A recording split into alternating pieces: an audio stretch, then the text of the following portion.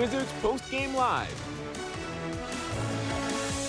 Friday night hoops action in Capital One Arena. The Wizards taking on the visiting New York Knicks with obvious postseason desires on deck for tonight, needing the same momentum they had coming into the All-Star break with back-to-back wins, hoping to get the same effort and same result tonight here in Capital One Arena. Unfortunately, not able to do so. The final score, 115-109. Wes Hall here with the coach, Jimmy Patsos. Of course, we'll be joined by Megan McPhee, Chris Miller, Andrew Gooden here in a moment. And, of course, you'll get post-game sound from Wes Unseld Jr.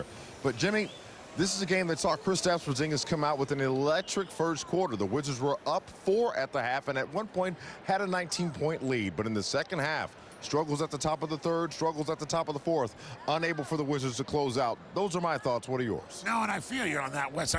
You can see my disappointment as a coach. You wanted to win that game so bad, and you had a good start. The Knicks get credit. Randall had, when you have 48 points, that's a real deal. And he did it at the end of the second quarter to make it a little closer. I would have liked to have a bigger lead at halftime. But no quitting the Wizards. And Wes Unseld talked about the character of this team, how when they have lost, there's never been any quit, there's never been any blowouts. That's a couple-point game to a really good Knicks team that picked up Josh Hart. We picked up none. We're getting healthy. I think Beal had a little bit of knee soreness because you saw him passing early, and he's an unselfish player, but he was kind of overpassing, and I think that's because he's aware of, my knee's a little hurt. But a valiant effort and a great effort. It came down to Jalen Brunson's two-pointer in the lane, and we had a decent look by Porzingis after Beal tied it up with a 3. Stay optimistic. A lot of things going well. But, yes, we got to go to Chicago and win. Absolutely. And looking at the game tonight, Coach, there's obviously a couple of things that stand out in the stat book. You can see it right here. Looking at the playoffs, this is what it is about. Postseason living. The Wizards coming into the night in the 10th seed right now with the loss moving to 28-31, still there, but 5 games back from that 6th seed. That is where you are. You see the Knicks right there at 34-27. We know, Coach, that these next 4 games, when we came into the night, it was going to be 5, but these next 4 games are so vital for the Wizards' postseason success. What is the formula? Because, again, we knew Brad was dealing with some knee soreness, so obvious limitations there. Kuzma got off to a slow start. KP was the hot hand. Gafford got in foul trouble. A lot of things did not go the Wizards' way. How do we try to redirect the ship? But they had 7 guys in double figures, and Denny Avdija and DeLon Wright were great against off the bench. And I and Chris and Drew were talking about this early. Sometimes it's a little bit of just you have to understand the Knicks are trying to win too. Right, and I don't mean every team tries to win, but the Knicks had a lot to play for tonight. They've won 4 out of 5. Thibodeau's in there talking about what a big game this is in the Knicks locker room. In other words, this is a big game because the Wizards had went up there and won in Madison Square Garden. Guys write that down. They show that scout and say, remember, they got us by hitting threes. It was a really good effort by the Wizards. You got to be optimistic about that. But that's a team you want to beat. Now, you want to start talking playoffs. You get in the play-in, anything matters. We won the play-in 2 years ago and beat the Sixers in a game. So everything's fine, but you got to remember all the good you did. But maybe a couple things. Try to get Randall slowed down. They did try to double him. I'm not trying to give credit to the other team, but he was kind of hot. No, he had a hot hand tonight. But here's the other thing, though. When I think he about doesn't usually do that. Well, think about the guy that had a hot hand on our side, Kristaps Porzingis. Obviously, 5 for 5 from the three-point range early in the night. 5 for 6 overall. 4 for 4 from the charity stripe. He had the hot hand, Coach. Unfortunately, he went on a drought throughout the second and third quarter, and you didn't see him putting up points again until later on. And the bench scoring was 27 to 15 at one point, and they just couldn't get any going late. But that's okay. Like I said, you just have to remember, DeLon Wright got you where you were, and Denny's coming around. We all know he can do lots of stuff. His offense is starting to come too. And Kispert hit a 3, but it's going to be a team effort. This is going to be 8 or 9 guys, and I do think that Gafford being in foul trouble, clearly he didn't do it on purpose, but I'm a big Gafford guy, and that hurt them because when he got in foul trouble, I felt like the Knicks went in the paint a little more. Yes, indeed they did. You talk about the points in the paint. As we look at the big 3 tonight and what they were able to do, Brad gave you 16, Kyle gave you 23, along with Porzingis 23 as well. You can see the field goal percentage for all 3 of them. No less, now mind you, Kyle tends to shoot at a high clip, so you're going to see that knock just a little bit under 50%. But, Coach, you mentioned points in the paint tonight. I see that the Knicks had 58 to the Wizards 32 tonight. And that's what Gafford hurt you, and he's not doing it intentionally, but The absence of Gafford is an effect on the game. We talk about the big lineup that you're able to employ when you have Kuzma at the 3, KP at the 4, and Gaff at the 5. Well, when you lose Gaff due to early foul trouble, that shifts everybody back down to that 5-4 for Kuz and KP, obviously creating a different scenario when you try to match up offensively. Yeah, he's not only a good shot blocker and he catches lobs and everything, he's a physical presence. And Randall kind of had his way in there. But also, Gafford, he's so important because when his energy is good, he's an energy guy. And Taj Gibson did his best. He's an old veteran guy that really knows how to play, but he's not Daniel Gafford in there. But once again, this is a really good Knicks team. Hey, the Knicks know they're going for 5-4. Right. In other words, the Nets had some trades. What's going to happen with the Hawks? All right, we all know Celtics and Bucks are up there. But the Wizards' aspirations are shared by the New York Knicks. Absolutely. That's what Drew was talking about. I want to get his. We're not the only team talking about, hey, this is a big game because we want to move up. I think the Knicks had the same attitude. They came away with a close win. Just go beat Chicago. You speak of Chris and Drew. Let's go ahead and bring them in now and get their thoughts on what exactly did not go well for them. Guys, we've heard us wax poetic here for the past few moments. Drew, what are your thoughts on how we can right this thing before we head to Chicago? I think all you guys about around my age, you remember the spot in the malls back in the 80s called Orange Julius? Yeah, hey, that's my spot. That was my spot, yes. I'm waiting for this announcement. We'll add Randall to that. That was the issue tonight for the Wizards. Tied a career-high 46 points. He was unstoppable. I think you had him right where you wanted him in that first half, but he opened up that third quarter, and he stepped up to the challenge. He knew about the matchup between him and Porzingis. He knew that he lost that last matchup in Madison Square Garden. He only had 14 points, but tonight he almost he did triple that with that 46 piece. So kudos to him. It was all Julius Randle tonight and nothing else. Couple of notes, guys, real quick. The Wizards led by as many as 19 points in that second quarter. The Knicks went on a 22-7 run to end the first half. That was really the difference. And then when you look at second chance points, we talked about this in the pregame show and throughout the game. Knicks #1 in the league in second chance points. They averaged 17. They got 21 tonight. And they were plus 26 in paint points. A lot of that was Randall. A lot of that was Brunson when he got going. But the Wizards defensively, that was the problem. Offensively, not an issue when you look at the Wizards having 19 threes tonight. They shot 49% from the field, 43 from 3. They were a perfect 12 for 12 from the free throw line. So offensively, they were fine. It's just defensively, and I'll go back to what Kyle Kuzma told me yesterday. It's about his individual defense and about the collective team defense down the stretch now with 23 games remaining. Guys, I appreciate it, and I'm not even going to hold you much too longer tonight, guys. I know we got to get ready for Chicago, so thank you very much. We appreciate it. We'll see you in 48 hours, guys. Appreciate it. Coach Patsos, you and I want to look at the quarter scoring tonight. So obviously the Wizards won the first quarter 38-27, but then the scoring for each quarter went down. 26 in the second, 24 in the third, 21 in the fourth quarter. Chris mentioned defense, but on the offensive side, and we will continue the conversation on defense, on the offensive side, how do you get 4 consistent quarters of scoring to match a team that, like you said, also has postseason desires and things that they want to accomplish? You know, when you get stops, you get easy baskets down the other end. You get running a little more. I also thought some of the shots that went early, Thibodeau and the Knicks defense tightened up a little, but it's one game coming off 5 or 6 days off. You know, we talked about how it could go either way. Well, they came out firing and were hot. Right. And maybe they cooled off a little, but it's a 1 or 2 possession game. This is a rebound here. Okay, Beal hits the 3 to tie it. Brunson kind of makes a funky move, but that's what he does in the paint. That's why Villanova won 2 national championships with him at the point guard position. And then Beal, they really locked him up at the end. He gave it to Porzingis. Maybe they could have called timeout, but he made 5 for 5 threes. You got a good look, and you're up 1. Well, he didn't make it. We don't get the rebound. The second chance points thing, that's what they do. And I'll say this again. Gafford, I love Gafford. I just couldn't say enough about the guy. I'm really glad he's here long term, and he gets better and better. But when he's not on the floor, he picked up he picked up his 4th foul really early in the third quarter. The Knicks sniffed that out and went in right inside. No, you're absolutely right. And then crashed the boards knowing he's not there a little bit. But stay on the positive, figure out what to do next. And DeLon Wright and Denny off the bench. You're talking, you got 7 real starters. Yeah. None's going to keep coming along. And if Kispert can shoot, but this is whether Jordan Goodwin plays. They've got some moves to make here. The Wizards a little, but really, I just want to see Beal get a little healthier. He looked like he was a little shaky out there. I thought he was overpassing because he was favoring his knee. And I want him to go to Chicago. I want him to play really well against Chicago because we need Beal. I was going to say, we're going to need him and everybody on board to try to get these victories as we bring in Megan McPeak joining us here from Cap One Arena. Megan, you've heard us all go off about certain things on our mind tonight. I want to get your assessment of what went wrong and, more importantly, the solution to fix it moving forward.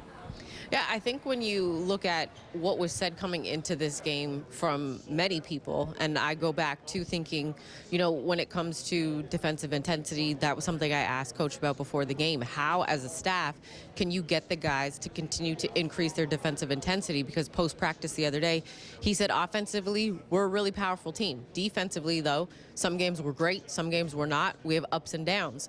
And it's putting 48 minutes together. He understands that you're not going to be perfect for 48 minutes. But it's the attention to detail. It's the little things that in by themselves, they don't win you games, but collectively they win you games. Having, you know, minimizing their lack of communication, minimizing their level of communication, minimizing who's getting the 50-50 balls, the guys who want to get on the floor first for the 50-50 balls, minimizing their missed coverages or missed angles and their timing. Those are the little things that by themselves individually are not going to win you a game, but collectively, strung together, they're going to help you win games. And I think tonight, those were the things that were missing. And then I know everybody's talked about it.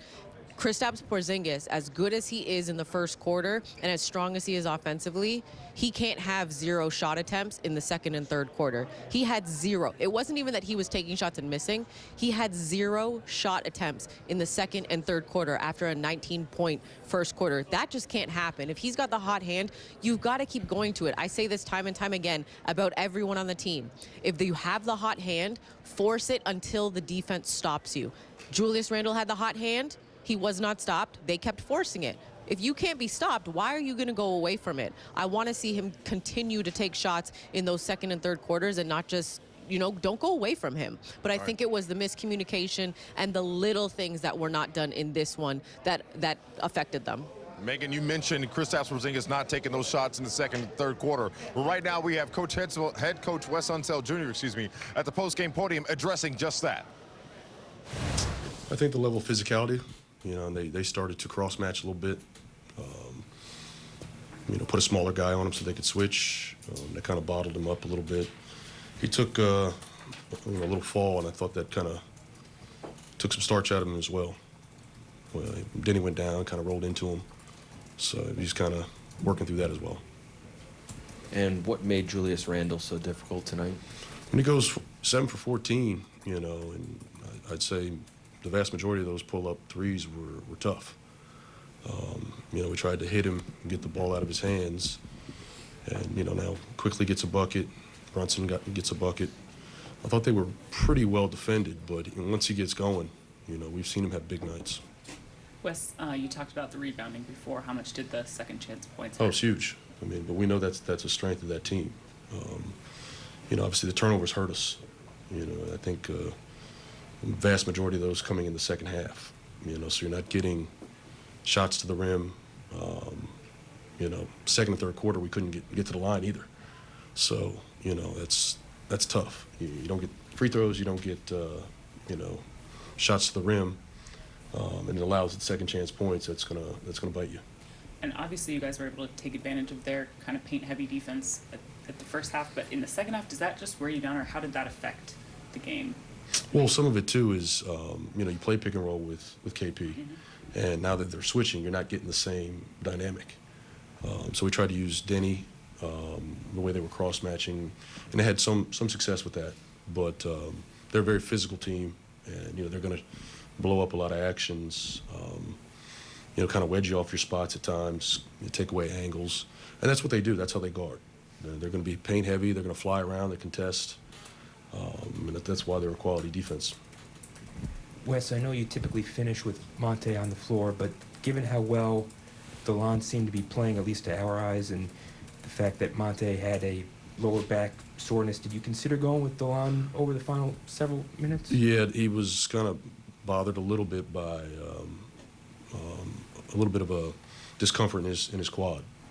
So I just wanted to make sure there wasn't anything to be concerned with.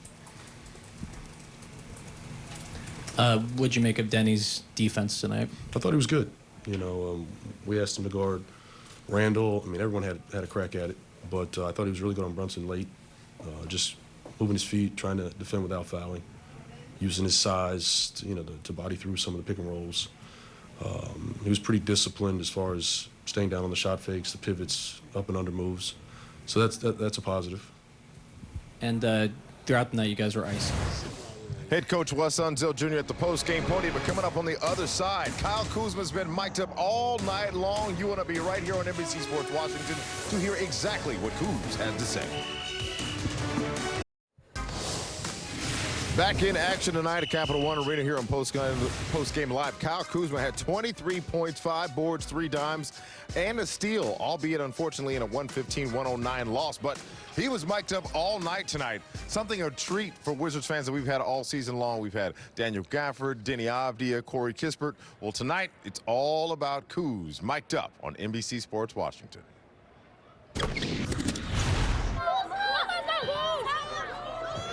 How you doing? You good? Coffee? What's up, killer? You good? Love you. My job. Love you too. Yes, sir. Appreciate you. Oh! Here you go, kid. Yep. Here you go. I feel fresh. Real fresh. You're about to have a game. I'm about to have a game, for sure. I'm about to have a game tonight, for sure. My dog. What's up, killer? What's up, boy? Get out, kid. Get out, kid. Watch out, watch out. Pass, boy. Good pass. Good patience. Good patience. Oh, there we go. Oh, that was crazy. Hooping. Yeah, Court. Yeah. Yes, sir. I got Brunson. I got Toppin. KV, come on. Hey. Good job, boys. I want you to get Brunson. I got Randall. We can switch. Brunson and Randall. Hey, go Grimes. Hey, go RJ. Hey, Diddy, we got it, okay? You and me black. Got Randall, go Grimes. Same play. Get through it. Let's go. Come on. I got you. Let's go. Shot, boy. Go help. Go, blue. Boom! Kyle Kuzma mic'd up. I was going to say live. We're live. He's mic'd up while he was playing live, so good to talk about that. Anyway, back to the point at hand, which is this, Coach. You heard him talk about coming into the game. He's like, I'm going to have a big one tonight. You know, he's bringing the energy. He said he feels fresh. Unfortunately, one thing that I did notice was the three-point shooting. He's a confident shooter. Sometimes they just don't go in. Look, he's not going to sneak up on anybody's scouting report anymore. He's probably the first guy on the board because Beal's a permanent marker when you play the Wizards. But Kuzma's ascended, and I'll tell you what I noticed about that. I really liked his leadership qualities. Yes. He had him matching guys up, cheering for guys when he wasn't playing. Now there he is off the bounce, catching a three. When he's on balance, his three-point shots are really good. But he's a marked man because of how he's played. I mean, he was borderline all-star. I mean, he's right on the bubble since it's March now coming up. He's a bubble guy for the all-star. But look at this. He runs the floor. He does so much. But what I like for young people to see is he's talking.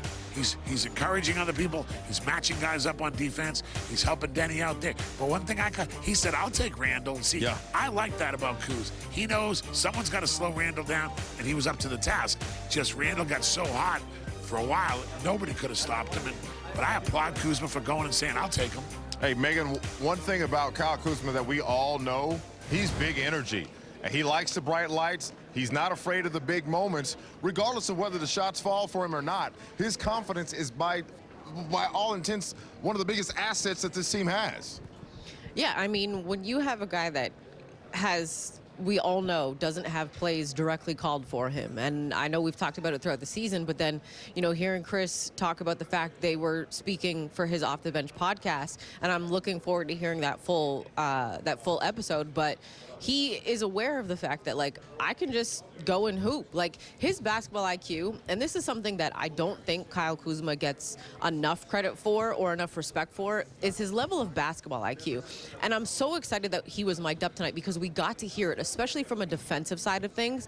But his IQ offensively is also a very high thing. And the way that he sees the game is different than a lot of people understand. And I don't think people truly understand how he sees the game and the way he can play angles and the way he can utilize his size, his athleticism, and his frame on both ends of the floor. And that's something that I don't think he gets enough respect for, not only, not from just the media, but from the NBA and scouts as well, too, is his IQ is so heightened. And I think a lot of that plays into the fact that he was in a situation in LA, obviously played with LeBron James, won the title in the bubble. But you have to raise your game, when you play with a guy like LeBron James. And I don't think he gets enough credit for the fact that whatever he learned there, he has now taken into this situation and is using to his advantage. I want to see more people give Kyle the respect that he deserves for his IQ level. I absolutely agree with you, Megan. He is more of a cerebral player than many would give him credit for, so he's definitely going to get his flowers here on Wizards Pre and Post Game Live for sure. But coming up on the other side, we're going to give you not only part 2 of our Black History Month conversation, we're also going to take a look back at some of our best bets tonight. I'll tell you, the unicorn was hot tonight, and we're going to tell you how so when Post Game returns. Welcome back to Wizards Post Game Live, taking back a look back at our bold predictions from the night, brought to you by Greenberg and Betterman. Remember, go to zblawyers.com and feel better. The Wizards finishing with 7 or more assists tonight. That was our bold prediction, but unfortunately, 25, so close. But unfortunately, wrong all the same. Again, brought to you by Greenberg and Betterman, gblawyers.com, and feel better. But now let's take a look back at our FanDuel best bets on the night. With FanDuel, you can make every moment more. If you were to come into the night saying Daniel Gafford is going to have the first basket off a layup, that was at plus 3,300. A $10 bet would have won you $330. How about Kristaps Porzingis having 3 or more threes at plus 275? A $10 bet would have won you $27.50. These are some tremendous best bets for tonight. But I do want to remind you right now, new customers can get no sweat first bet up to $1,000 back in bonus bets when you download the FanDuel app. So make sure you do so right now wherever you download your apps and make every moment more. Well, speaking of more, we only have 4 more days left in the month of February, celebrating Black History Month here on NBC Sports Washington. Heading into the All-Star break, we showed you part 1 of our BHM panel. Well, tonight, as promised, part 2, looking forward to what is next in celebrating Black History Month.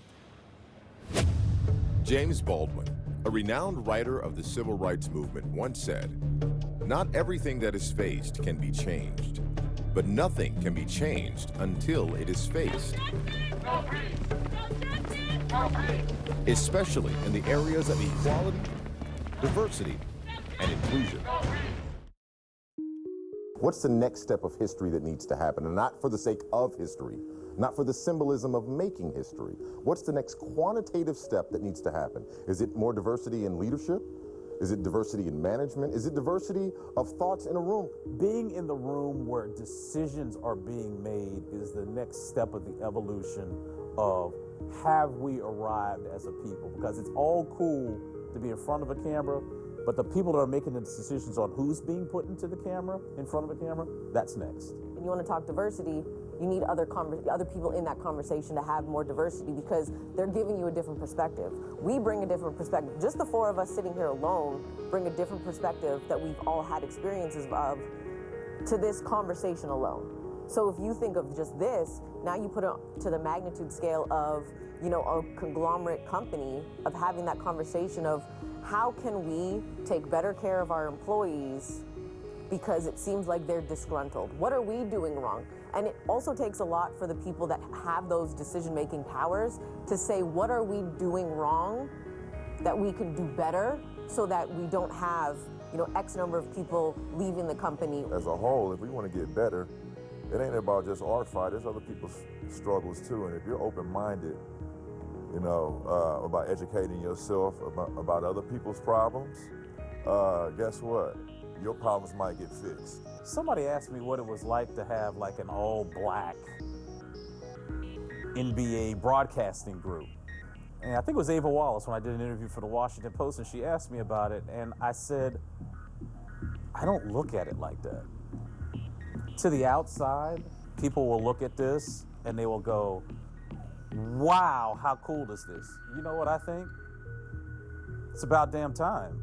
I don't look at it like, oh, wow, this is really cool. I look at, he's hella good at his job. You guys are hella good at what you do. Y'all know how I get down. So why wouldn't we be put in this position? And I would just say this. If we were put in this position because of the color of our skin, I blame the people in charge. We should be in this position because we're talented enough to do the job. But don't put us out here and parade us out like, well, let's just be the first. Because technically we aren't the first. We're the next. I want the next step to be our counterparts who are not black, of any community, whether it's management on the same level. This conversation needs to be more than us.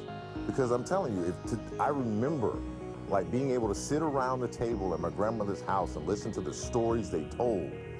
I remember being told the old, now somebody's gonna grab their purse, don't think that it's you personally, don't react, whatever. I still think like that. Drew, I feel so bad. Drew, I'm like 6'10". I'm 6'5", bro. Like when I walk down the street, y'all two got it bad. People still cross the street. I'm like, I did it again. Drew, and it cracks me up because I'm having moments in myself You and I want to check have to my like skip down the ego. street just to make sure they know? I gotta check my ego because I'm sitting there and I'm like, you gonna cross the street? By the way, can we just, for people that don't know,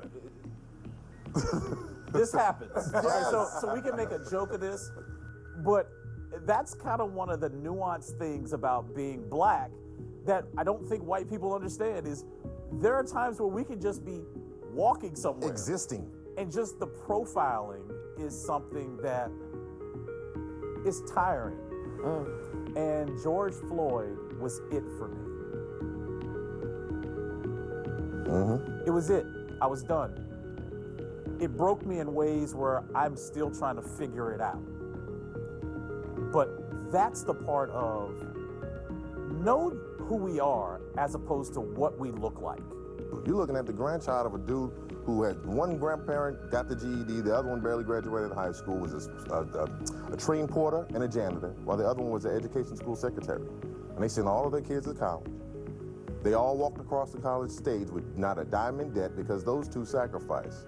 So how am I to let someone who does not know me, walking down the street or crossing the street or clutching their purse, define who I am when I know good and well when I stepped out of bed this morning, I had already claimed victory over my life and who I am. That's what Black history is to me, is I am who I am, you are who you are, let's share, let's grow, let's be together. Because again, I can go fast alone, but the goal is to go far. And I'm glad that we've been able to go as far as we have so far. You guys are awesome. Thanks for sharing this time, man. Very proud of that conversation that we were able to have with the four of us. And Coach Patsos, obviously you weren't there to be a part of the conversation, but I wanted to get your thoughts on it real quick. I was there when you started. Yeah. Miller taught me more in 10 minutes than I knew anything about broadcasting, and Drew and I came on together. But I also came to Washington in 1986, and my eyes were immediately opened, and that's why I've never left, because of that powerful lesson that needs to be told to the rest of the country, because it started really here in Washington from the Northeast position. Yeah. And it was so strong. And remember, I go to Carroll High School where John Thompson went and played. I'm in basketball coach. That's my real gig. You have the best African-American basketball coach in the country at Georgetown. It just grabbed me and drew me in, and this place has been an unbelievable experience. But as Chris and Drew and Megan and you know, there's a lot of more work to be done. Yes, it is. I just want to say one thing. I like what Chris Miller says. It's about doing the job. Yes. And you guys do a fantastic job, and that's what matters. Absolutely, and reminding people, the conversation about Black History Month is not exclusive, it's inclusive. All are welcome at the table. February is only the beginning point, not the end, not confined to only 28 days. And we're glad to be able to do what we do. It's showing our existence, who we are as people, as broadcasters, as lovers of sports, and as lovers of each other as humans. So I appreciate that. But coming on the other side, we're nowhere near done with this show. We've got more to cover, including getting ready for Chicago, because there is a basketball game to be played on the other side. And of course, we're going to get into the film room with Coach Patsos and break it down from a coach's perspective on how to get this thing right when we head up Chicago. PostGame Live back in a moment. NBC Sports Washington. Score! Your home of the Capitals. Welcome back to Wizards Postgame Live, as the Wizards are encouraging all students, teachers, and administrators who wish to work in professional sports to attend their annual Sports Career Day on Friday, February 24th, a part of the team celebration of Black History Month presented by Stackwell Capital, the digital investment platform created to eliminate the racial wealth gap. Now, mind you, the Wizards are going to honor and celebrate the achievements, influence, and talents of individuals. And again, hear from Edwin Henderson, the grandson of Dr. E.B. Henderson, considered the grandfather of basketball in D.C. But not to be dismayed, make sure you follow us right here on ABC Sports Washington as we jump into the film room. Coach Patsos. Look, Porzingis was hot early, but you don't do it alone. You know, this is ball movement. Monty Morris, who gets into the paint so well, you know, he just started the offense off. And see, patient. Now he comes off. Now Porzingis there. See, he's already set. That's off the catch. Randall's hands are down. It's too late. But that's Monty Morris. Patient, a little real feel for the game, little pace. Here he comes entering the game. Now you got Beal coming off the screen, off the single. This is where Beal's really good to me. I don't think Beal gets enough credit. Really good passer. You know, he had 8 assists tonight. He's 2 assists away from a double-double. See, that's on time, on target. That's the stuff you teach. You think it's little kid stuff when you're teaching camp. On time, on target, hands ready. Well, Beal delivers it perfectly. Now here comes Beal off the screen. Doesn't use the screen, so they got to double him. They're trying to ice him. That's when they force him. Nice behind-the-back pass, once again, off the catch, Porzingis. So he had a lot of help from Monte Morris and from Bradley Beal in getting those wide-open threes with perfectly timed passes. Indeed he was. Megan, when we look at Kristaps Porzingis tonight, we've all talked about that strong first quarter that he had, especially from deep, but then quiet in the second, quiet in the third. What was your assessment, and what exactly was preventing him from being able to put up some shots, period? You know, it's interesting because obviously when you have the hot hand in the first quarter, like he has, and like we've seen from him multiple times this season, it's a consistent thing.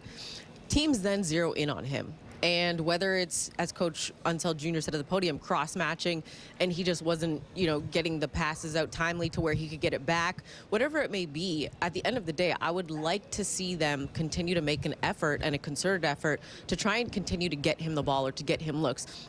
When him and Bradley Beal or him and Kuzma or him and DeLon Wright and Monte, when those guys get into a pick-and-roll situation with KP, I think it's so dangerous because of the fact that he's a stretch 5 at 7'3". We know what he can do inside and as well, too, on the perimeter. So he's such a tough cover. And then when you look at the fact that then guys get downhill, because Brad and Kuz do so well getting downhill, they attack the paint, and then defenses collapse on them. I'd like to see that instead of continuing to attack the paint, when you get double or triple teamed and you've gotten 10 toes down in the paint, get that kickback out to KP for that open shot. Sometimes there's a situation where KP doesn't take the shot and he swings it to try and be, you know, a good teammate and get another guy a shot. I want to see him be selfish and take that shot. At the end of the day, when you go for 19 points in the first quarter, 18 points, whatever it may be, because that was his previous season high until tonight, you have the ability and you have the respect of your teammates to be selfish. It's not that you're being selfish because you're taking, you know, 30 shots and you're, you know, 2 for 30. You're shooting it efficiently. Continue to be selfish. If they're going to pass you the ball, take the shot. I'm with it. Just be selfish. If you're efficient, be selfish.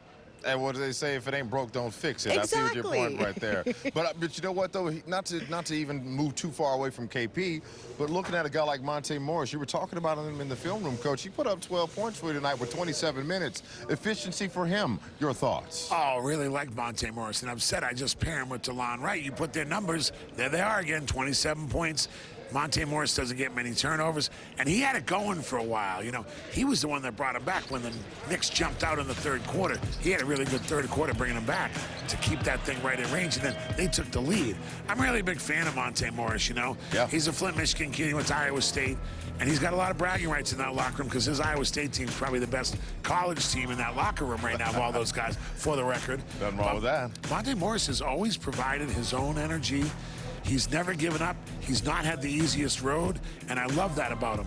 But sometimes should he take over a little more? That's tough with the big three. I think he's done a really good job of managing that. But tonight, if he has the matchup, it's kind of what Megan was saying. If you got the matchup, take it. If it's your night and you're KP, take it. Sometimes you got to do that because I kind of thought Randall did that for them. Yeah, oh yeah, well, absolutely. Julius Randle had himself a night, but to your point, Kristaps Porzingis had the hot hand, knocked down 5 threes. Monte Morris is 2 for 3 from behind the arc. Again, It all looked good until it came down to that second half push where the Knicks were over to take over. But coming up on the other half of this break, we're nowhere near done. Why? Because we got Kyle Kuzma, who's been mic'd up all night tonight. We've got him at the post-game podium. We're going to hear his thoughts from Kuz on the other side when post-game live returns. Tonight's game. I mean, well, we have to be sharp and, you know, every dimension of the game, you know, because right now we're fighting for the playoffs, we're fighting for positioning, and you know, like I said yesterday, like this is meaningful basketball right now, and when you're playing meaningful basketball, every mistake is magnified, and you know, you can't have so many of them. But you know, the better team won today. You know, plain and simple. They beat us. They played a great all-around game. Julius made tons of shots, and they executed down the stretch. So, tip my hat to them. A lot of respect from Kyle Kuzma, and that's us putting a bow on the Knicks game. But now, let's go ahead and look at the Chicago game quickly, Coach. Number one priority for this team that they've got to do to get them dub against Chicago. It's a combination. Levine had 30 tonight, and DeRozan needs no introduction to anybody who's been in this arena. I've seen him in a game winner, and I've seen him miss a game winner. Beal hit a game winner here opening night. So Sunday, you watch the Terps and Northwestern battle it out at noon, and turn on West and everybody, and watch a great NBA game. The Wizards are going to come back fine and beat them in Chicago. They're going to win this game. So I love Coach Pat. So same question goes to you, Megan, real quick. Whew. Don't do whatever the Brooklyn Nets are doing tonight because they're getting throttled right now. Like, that game's not even over yet. It's like a 25-point game. But no, in all honesty, you've got to keep guys out of the paint. If you let DeRozan and Levine get downhill and they get 10 toes or 20 toes if you combine them in the paint, it's gonna be tough. And Kyle Kuzma said it. Our attention to detail, the little things. We can't allow teams to outdo us on the little things. Guys, first of all, thank you for that, Megan. And before we get out of here, I want to make sure that we're not remiss. If we forget to give one person their flowers tonight, and that's DeLon Wright. We talked about everybody, and I'm going to take the blame for that. D. Wright showed up. He knocked down 5 threes tonight, Coach. He was Unsung great. hero. He's always great. You know what I mean? So, DeLon Wright, when you get a chance to watch this, you're getting your flowers here from postgame. But as I said earlier, 3 o'clock on Sunday, you'll be right here on NBC Sports Washington for Wizards Bulls. But on behalf of Megan McPeak, the coach Jimmy Patsos, I'm Wes Hall, and our great crew and staff here at NBC Sports Washington. We will see you Sunday afternoon at 3 for Wizards Pregame Live. Until then, enjoy your weekend, DC. We'll see you Sunday.